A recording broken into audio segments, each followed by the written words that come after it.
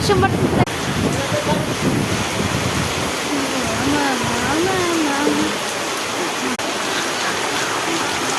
మొత్తం తడిచిపోయింది.